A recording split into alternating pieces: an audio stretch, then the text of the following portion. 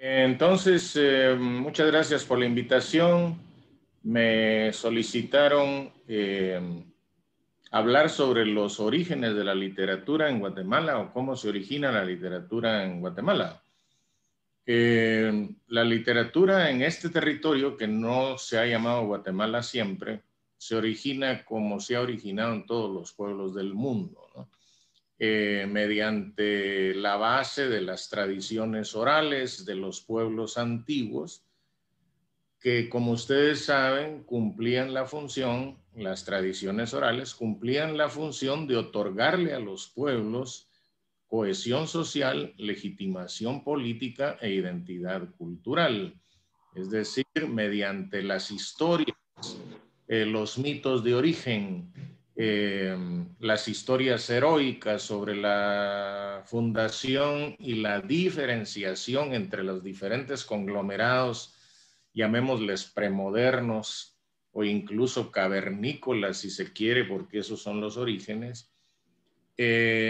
Las historias, las tradiciones orales servían justamente para cohesionar a esos grupos frente a otros, puesto que no podían sobrevivir en grandes conglomerados, sino tenían que sobrevivir en grupos pequeños, ¿no? Y darse legitimación política, es decir, nosotros existimos aquí porque somos descendientes de tales y tales dioses que nos dieron este territorio, etcétera. Los mitos de origen legitiman políticamente a los grupos y al territorio, ¿no? Y le dan cohesión. Y con todo esto le dan identidad cultural, la cual se refuerza con la invención de los diferentes idiomas, con el lenguaje articulado, ¿no? Y esto pues naturalmente va a ser una serie de herramientas culturales para ejercer las primeras formas de poder político, los primeros embriones del Estado que se dan con el descubrimiento de la agricultura y el surgimiento de la propiedad privada, de la familia como forma de organización patriarcal y del Estado, ¿no? En algunas de estas culturas se vuelven lo que los antropólogos han llamado altas culturas. Y una de las características de las altas culturas es la invención de la escritura, que primero es ideográfica, después es jeroglífica y después alfabética. Y en el caso de nosotros, digamos, de la civilización maya, que no solamente es una alta cultura, sino la mayor civilización del mundo, de esta parte del mundo, digamos, la escritura, la forma escritural de plasmar la tradición cultural, la herencia cultural, pues se dio en forma primero ideográfica, después jeroglífica e incluso alfabética, ¿no? Y la forma en que se encarnaron estas primeras formas de escritura fue en códices, en murales y en inscripciones en monumentos de piedra.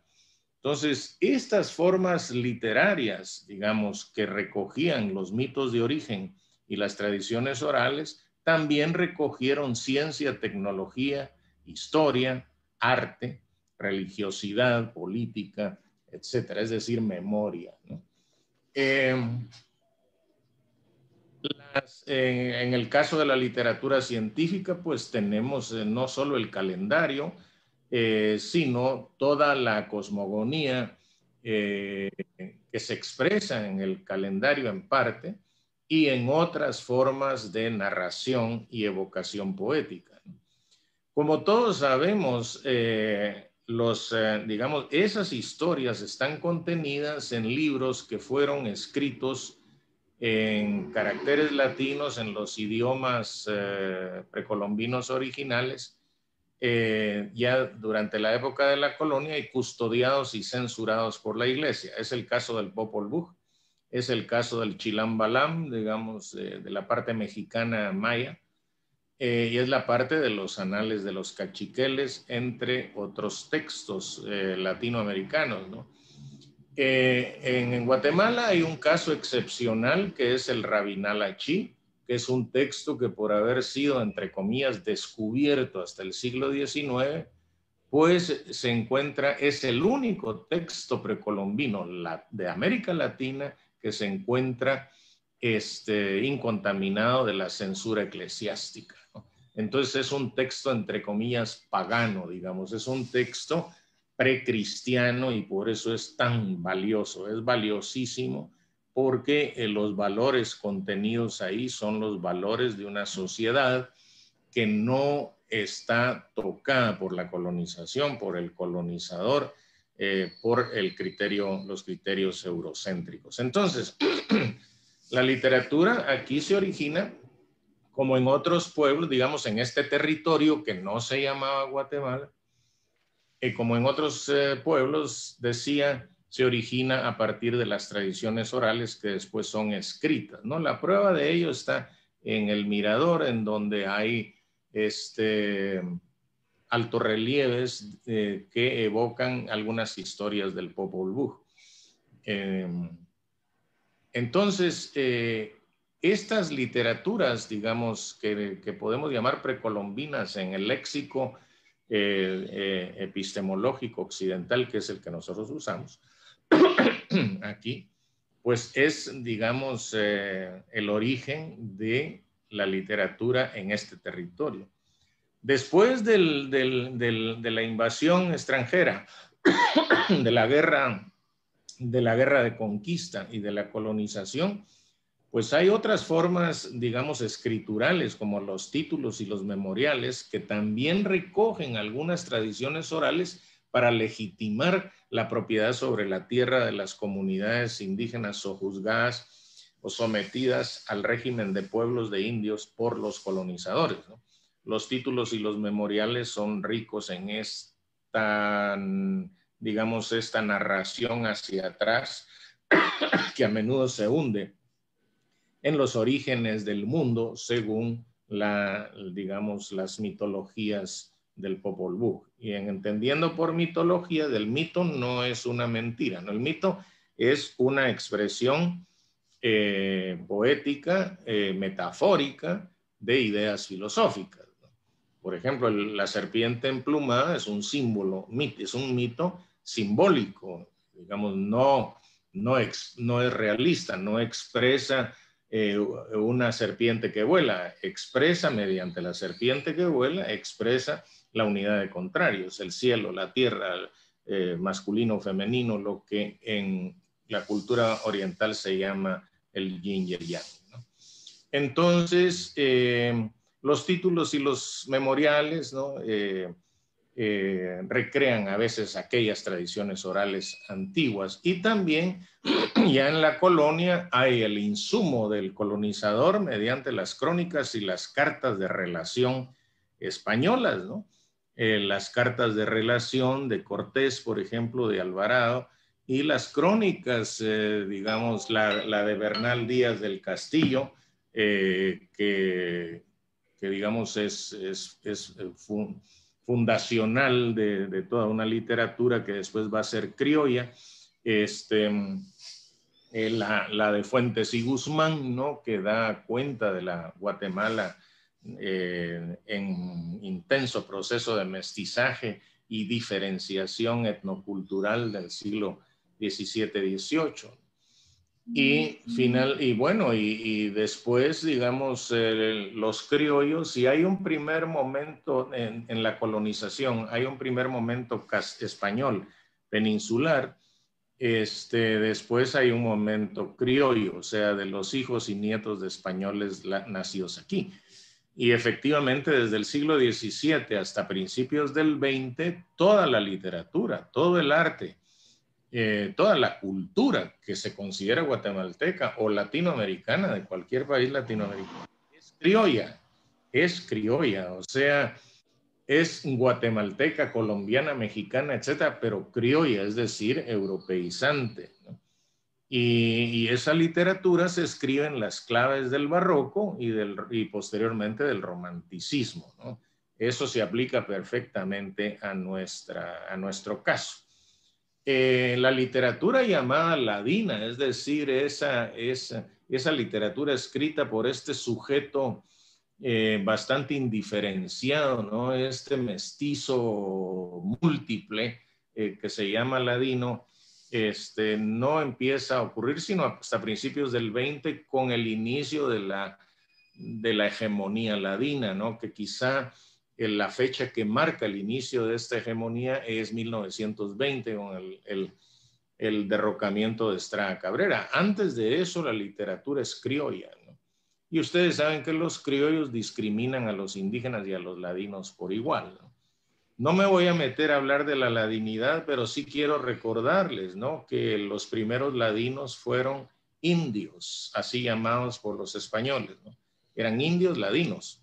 Y se les llamaba indios ladinos porque hablaban un idioma ladino, y hablaban y profesaban una religión latina, o sea, el catolicismo latino en el sentido de romano, ¿no? De la iglesia católica, apostólica y romana. Entonces, los ladinos no vinieron de otro lado, no son otra etnia, son una variante de los indígenas, son indígenas conversos al principio, y después, digamos, como el mestizaje no tiene miramientos, digamos, no tiene un racismo tan exacerbado como el europeo frente a los nativos de los países que ellos colonizaban, pues la mezcla se va haciendo cada vez más indiferenciada, ¿no? Y aunque heredamos los criterios racistas de los criollos, buena parte de la ladinidad así lo hace, ¿verdad? Eso también se refleja en las literaturas nuestras, tanto en la criolla como en la ladina. Y en la ladina, pues ya se expresa en los géneros literarios europeos, poesía, ensayo, novela. Hay interesantes experimentos como Hombres de Maíz, que pretende tener una estructura, digamos, que se le puede llamar de novela, pero que no responde a la tradición novelística europea, sino que pretende captar mediante una estructura, digamos, centrífuga, otra visión del mundo, una visión del mundo cercana a la que pudieran tener los indígenas según Miguel Ángel Asturias.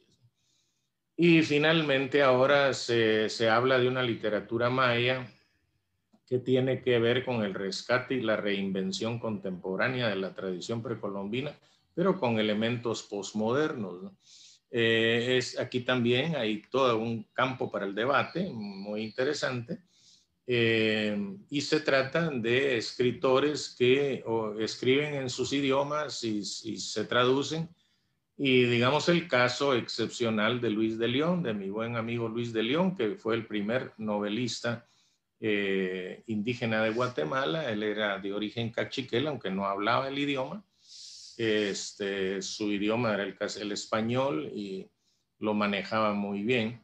Pero él fue el primero, digamos, en mostrar el mundo indígena de Guatemala desde dentro, desde una visión sentida y vivida en carne propia, ¿no? Y eso es lo que hace a Luis valioso para nosotros. Entonces, los orígenes de la literatura en Guatemala, digamos, ¿no?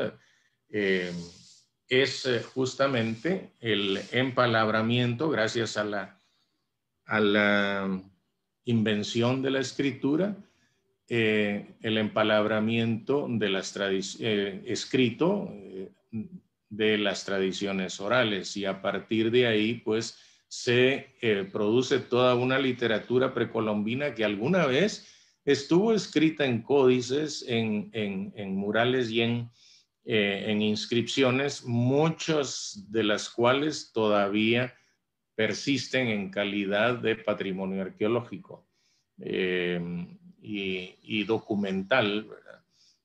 Porque está ahí y constituyen un acervo del pueblo de Guatemala. El problema con el acervo y con la herencia cultural es que somos pueblos iletrados, tenemos gobiernos que intencionalmente hacen que la tradición, la herencia cultural, la memoria histórica no tenga continuidad, no se enseña en el sistema educativo, y por eso los guatemaltecos no extraemos identidad cultural, orgullo cultural de nuestra literatura, ¿no? Si ustedes hablan con cualquier europeo y le preguntan sobre su identidad, pues un inglés les hablará de Dickens, un francés de Víctor Hugo, un español de Cervantes. Siempre la literatura es un referente identitario, pero en nuestro caso no, porque vivimos ajenos a la expresión literaria, ¿no?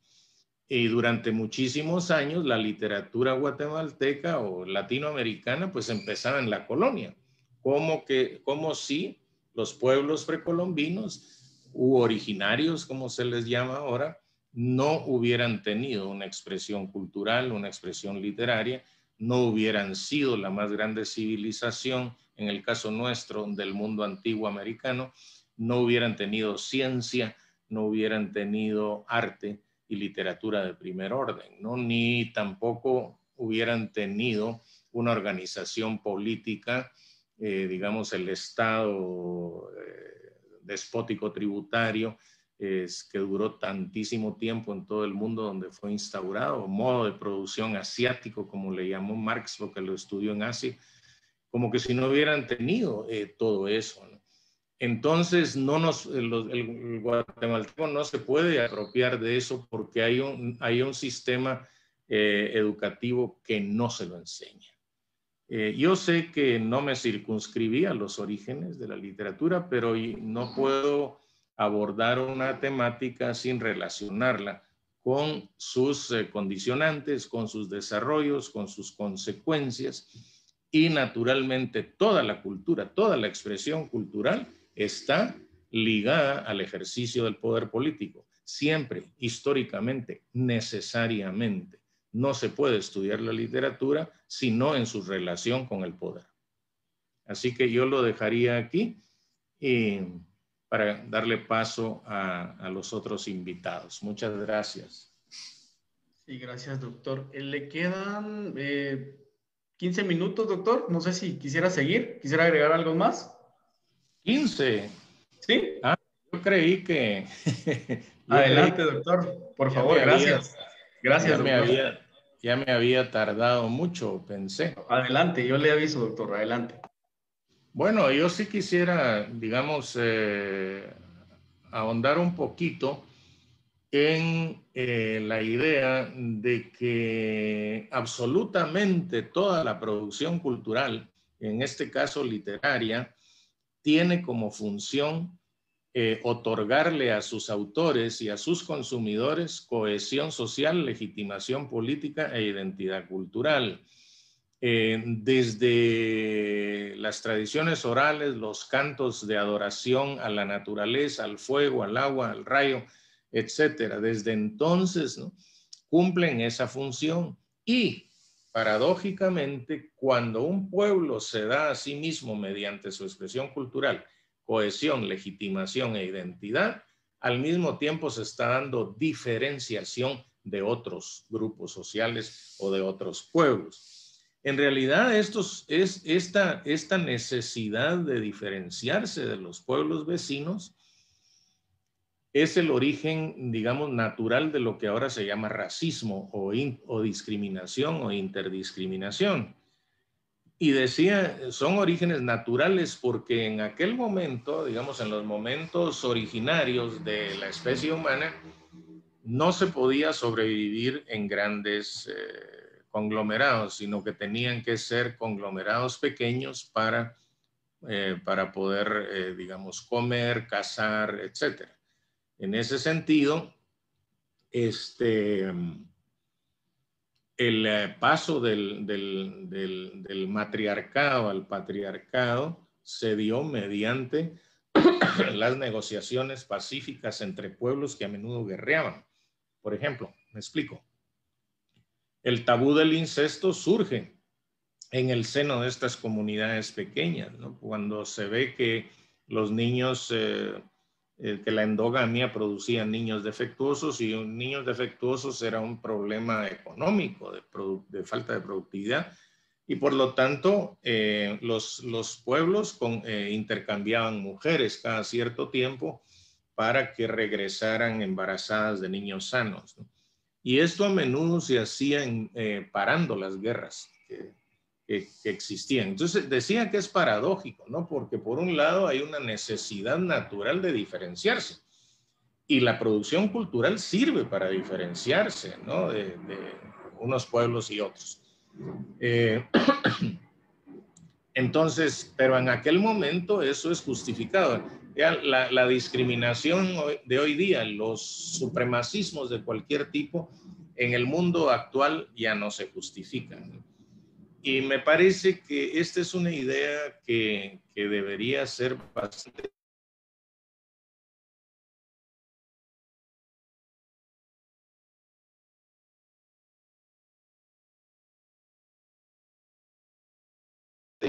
una de las perspectivas que hegemonizan la crítica hoy en día.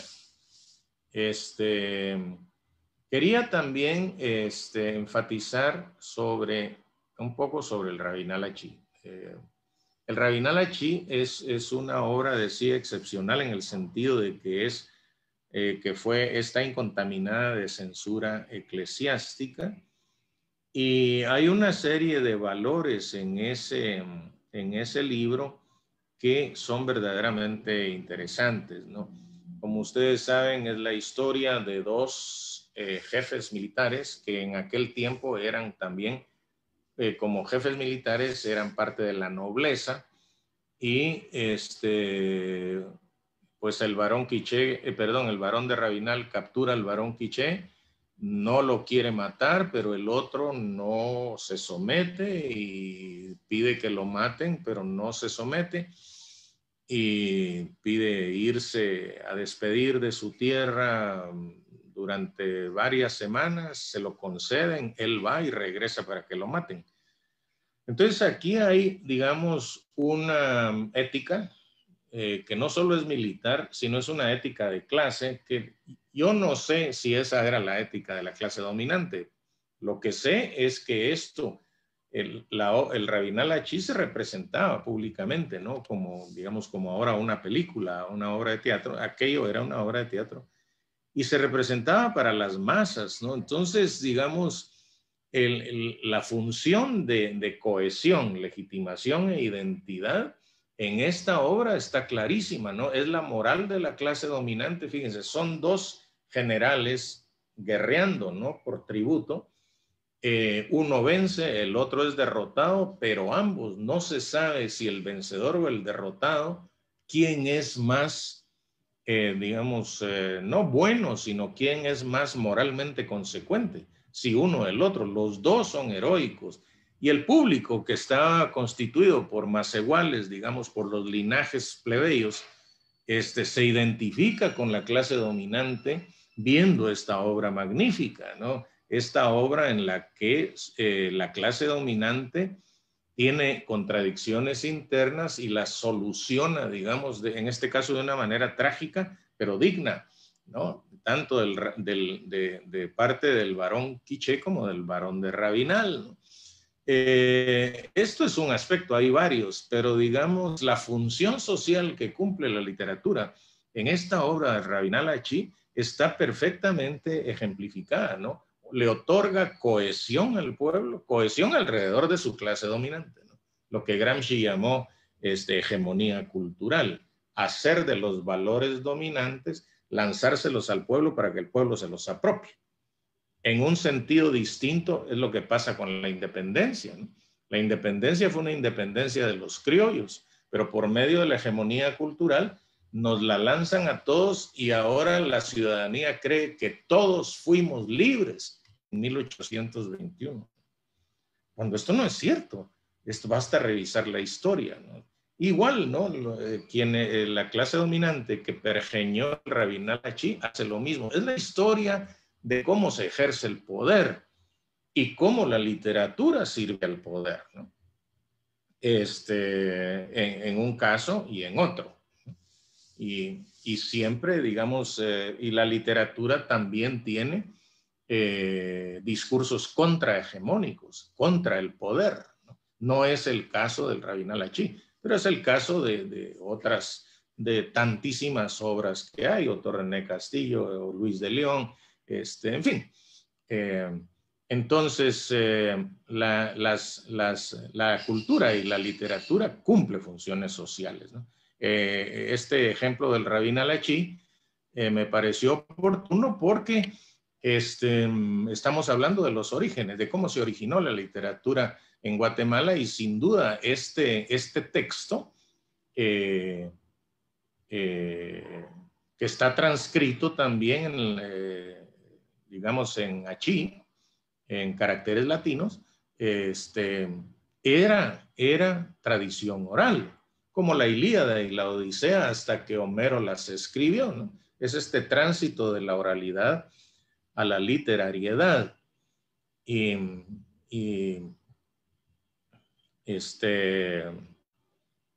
ilustra los orígenes en este territorio, ¿no? Cuando se habla de literatura guatemalteca, hay que siempre aclarar que lo guatemalteco tiene orígenes recientes, ¿no? La fundación de la República o de la nación es posterior a la independencia, es decir, la independencia sienta las bases para eso. Y como todos sabemos, la nación es una nación criolla, es una nación hacendataria, con siervos de la gleba, es una nación que se erige para los criollos sobre las espaldas de indígenas, ladinos, negros y zambos, porque la ladinidad no empieza a ser hegemónica sino hasta principios del siglo XX, ¿no?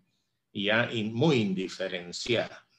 Digo indiferenciada porque la ladinidad no se caracteriza por fenotipo, ¿no? Un ladino de Oriente dice que es ladino porque no tiene nada de indio, y un ladino de Occidente dice que es ladino porque es mixtado.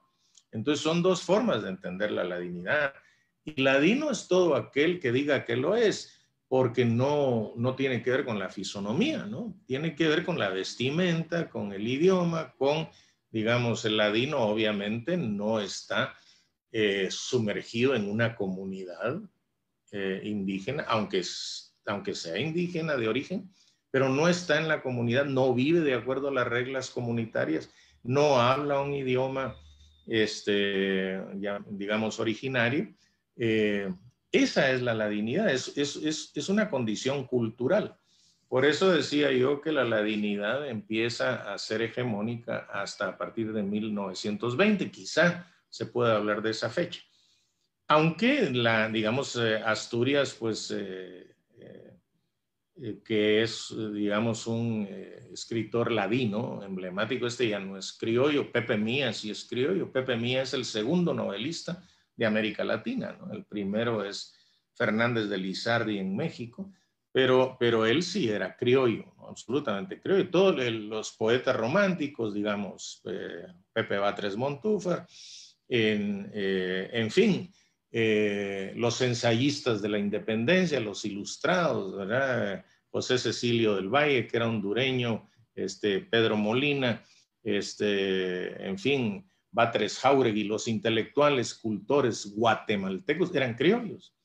Y no es sino hasta el siglo XX, con la generación del XX, que realmente ahí ya hay ladinidad, pues ya son ladinos, ya no, hay muchos que ya no son criollos, todavía hay criollos, ¿no? Pero los criollos se empiezan a diluir, a dedicarse a sus negocios, a administrar la tierra, a saquear el país, y se olvidan bastante de la literatura y el arte, ¿no? Entonces, me parece a mí que para hablar de los orígenes de cualquier literatura hay que hablar primero de las funciones sociales que cumple la producción cultural, y sobre todo la producción cultural antigua, ¿verdad? Las tradiciones orales,